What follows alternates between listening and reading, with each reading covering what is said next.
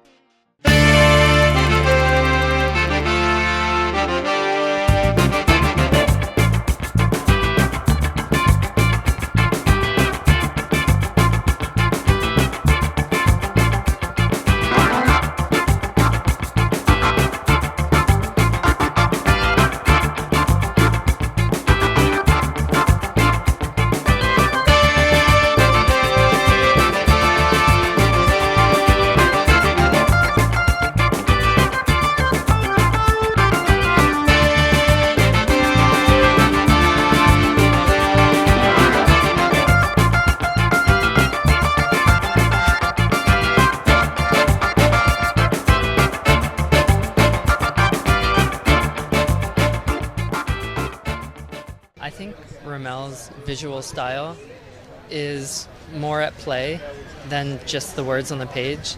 And 𝗗𝗏𝗧 is very visual. You know, the first script of this was actually just images described, and then the second revision actually brought the narrative. So I think we were led by that approach, where it's more feeling and image first, story kind of came second. I know that sounds counterintuitive. Yeah, and it was a very collaborative effort between the music and the editing and post-production and everything. So I think the question you asked is cool, because it is true. Like, this film, I think, elevates the characters in the story and the true story that the fiction story is based on. So if anything, it just we're all contributing to this thing, and hopefully it'll bring this story up and present it to people that don't know about it. Keeps their name ringing and puts, the point of view approach is very intentional, trying to not show what happened to them, but maybe show you how it might have felt. Well, we read it in the script and we weren't really sure what that was. And then we visited the set and got to hang out, and then we saw it, and it really shaped how we approached it. We felt we could make a much more ambient and textural score that felt like it was like emanating from within rather than scoring the scene as an outsider. Kind of like textural music that's like existing inside your body. Because from the first person perspective, you could almost, some of the music we made could have been imagined or in the mind of the character. Exactly. It's not tied to reality in a way film score typically has to be successful. It makes less sense. It's very appealing for us, and 𝗗𝗏𝗧, I think. It's not that literal for me personally. I think music and sound, when they come together and it's right, it sparks this like new third feeling that is it's more powerful than if you just listen to the music or just watch the picture. And I think for each person to have that for themselves is like kind of the goal, and less prescriptive than like we're not trying to tell you anything. Yeah, and I would just add that I hope they notice smaller details in the world and pay attention to things and appreciate them. Working with 𝗗𝗏𝗏𝗧, first and foremost. I saw Hale County this evening, and I just thought it was one of the most stunning experiences I've ever had in a movie theater. And I knew that whatever he was going to do, it was going to be the most exciting thrill ride. And it just happened to be Nickle Boys. It's not so much about the larger cultural conversation. It's more about what happened to those children at that school. And that it's not unlike what happened in concentration camps in Berlin. It's not unlike what happened to unwed mothers in Ireland and how they were treated by the Catholic Church. It's not unlike that, and there was violence happening in our backyards, and we didn't do anything about it. And now we can, because we know about it. Yeah, I didn't have to do a whole lot of preparation because I had a tremendous script, and I could just pull from that. It was a bottomless well that I could pull from. And now in retrospect, I realized that I was essentially playing my grandmother, So it was nothing that I was aware of at the time, but it was what I was pulling from. I love I love isn't the word. They give what I want most when I'm watching something on screen, and that's honesty. It is so hard to do that in the absurd project of making a movie. You're essentially trying to do your job on a construction site, and to be able to do that and be honest and be kind and generous-hearted with the character that you're playing, and that's who these young men are. I just want people to know about what happened to those children at Dozier School. I want them to know that it wasn't an isolated thing, that those schools happened all around this country, and we have to be vigilant so it never happens again. Well, I don't see it as mourning. I see it actually as an embrace of, my true self. You know what I mean? Like something that is pushing against the expectation of what women are supposed to be on these carpets. There ain't a ruffle on here. There ain't a sequin on here. Do you know what I mean? And it matters. It matters. So yeah, Balenciaga. Yeah, I'm very grateful to have had a director like 𝗗𝗏𝗏𝗏𝗧. in that the way that he wanted to tell this story, and he's spoken on it, so I'm not just making this stuff up. The way he wanted to tell this story is that rather than focusing on these historical elements and these people as like objects of history, as something, I don't know, just these kind of caricatures of the past, he wanted to approach them, give them as much life as possible, show that they have as much feeling as everyone that's currently living in the present day, as to not remove us from, I've been having a sleepy day, as to kind of erase this separation that might be felt in period pieces, or that we might feel by just reading the story about these statistics. So, to answer your question, and why I'm grateful for that, is I got to show up completely as I am, and I understand the story, but I got to show up and completely live in that world. So the preparation was more intuitive and more about being present and being open and hopefully honest. One thing, I got to witness, now Anjani's standing next to me, I got to witness so many just beautiful actors and also craft people making this film. But particularly for the acting, I don't generally have like a process to it all, and maybe I'm still exploring that, and I think maybe every project will inform how I prepare differently. But even with that, like I think maybe there's some doubt at times. I'm like, oh, I watch people like Anjanou or Hamish, and like they seem to be completely in it, the way their body moves, everything. So I recognize that whatever I was doing, at some point I recognized that it was working. There's a scene that we have at the end, you saw the film, and I go to deliver this news to her, and she opens the door, and I'm just floored by this presence. And I think, in hindsight, as I looked back at that moment, just being open to everything that she was providing and everything that we were, everything that both of us were bringing and that met in that moment, that I was so affected. And so it felt like, oh yeah, okay, I don't know what I'm doing, but it's working somehow. I just hope people go in and open themselves up to this experience. It's going to be a different experience, and it's going to invite you to let go of maybe some preconceived notions that you might have of how you generally engage with a film. And I hope that you just go sit and accept that invitation and be willing to have a different experience and let yourself be moved however you will. It's important to not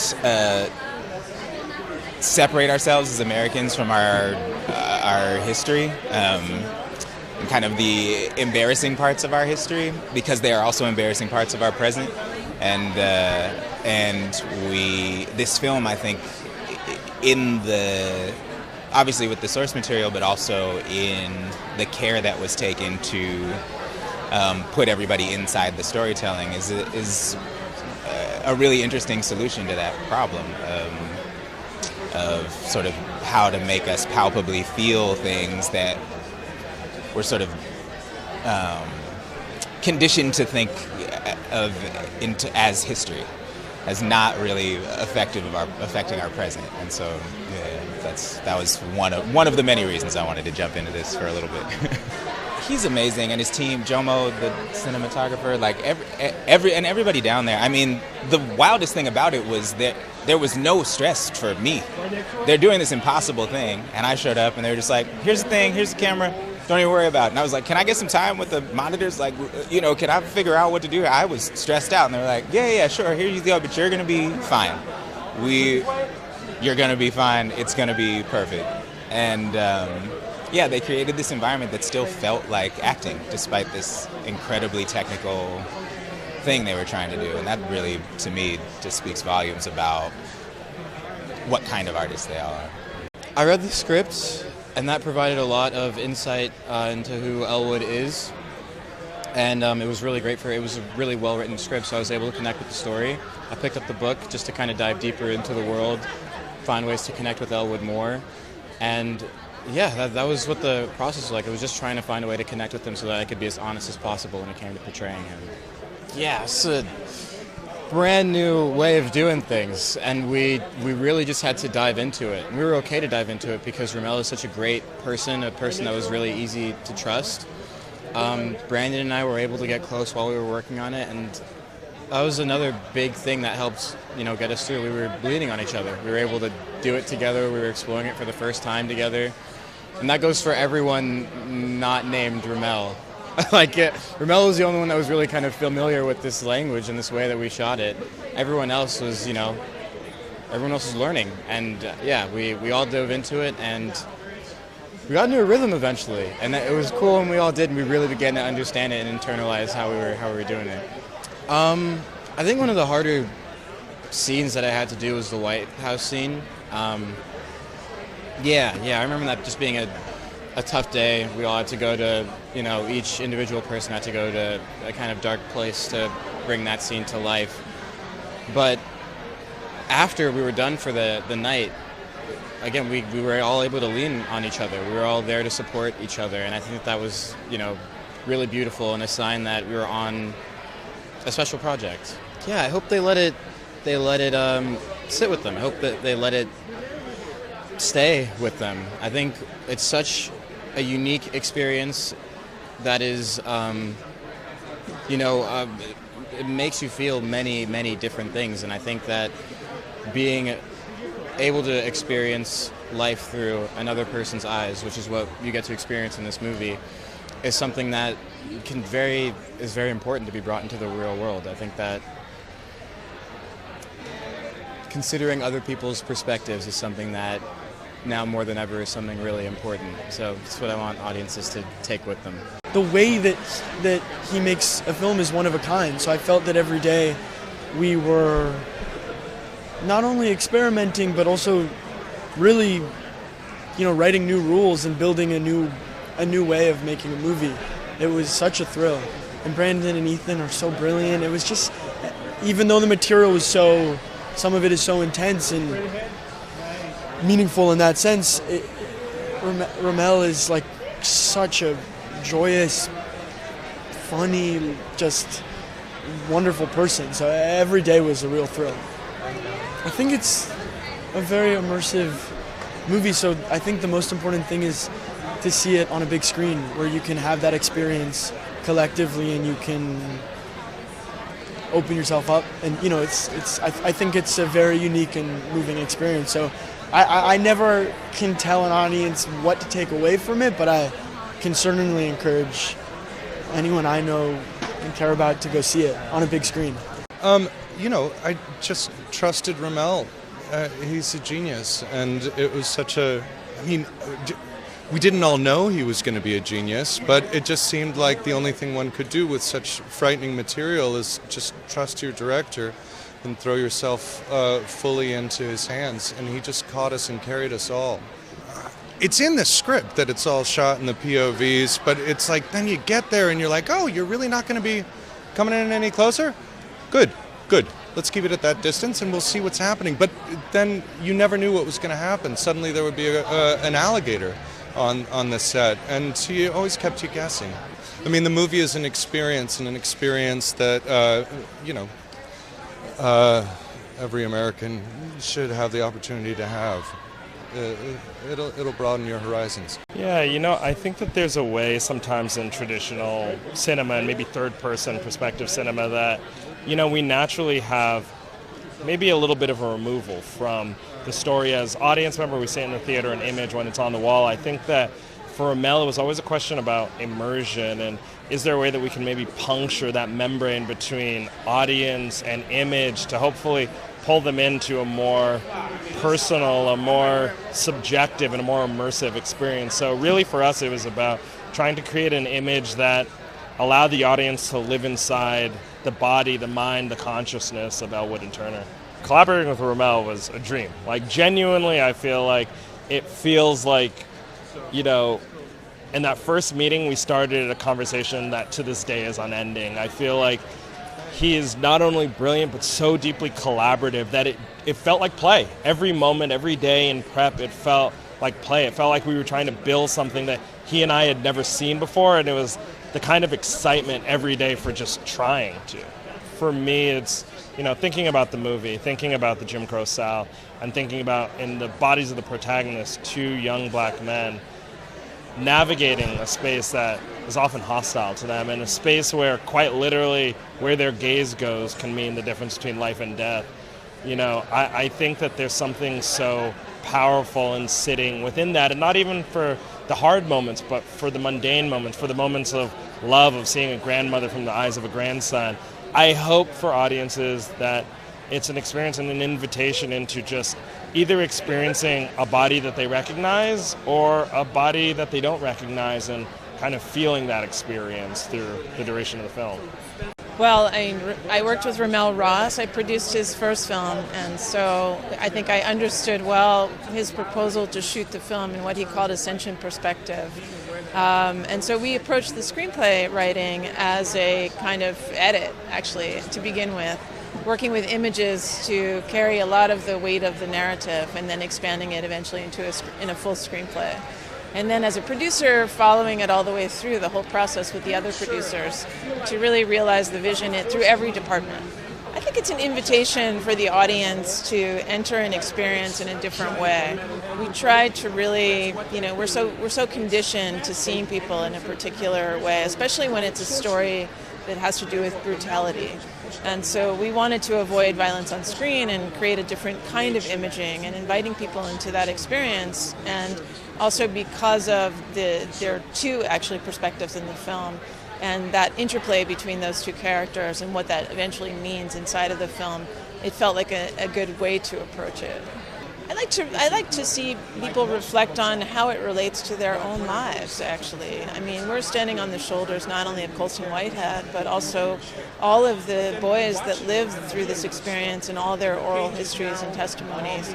And we're being invited all the time to look away from brutality, and actually it'd be great to end it.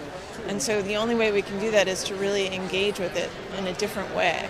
And so we try to bring compassion to this project, and we try to help people. Hopefully people will find something that they recognize. We had so much fun, you wouldn't be able to tell by the nature of the film.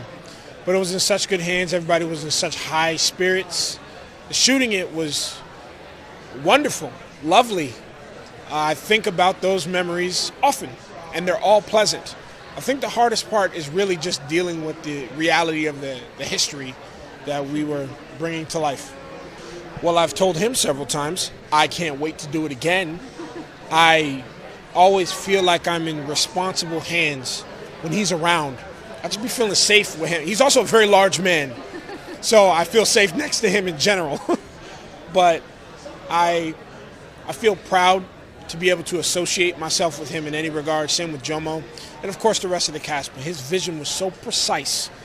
I think that he probably reached very close to 100% of exactly what he wanted when he made this movie. Yeah, the history that was hidden. I'm from South Florida.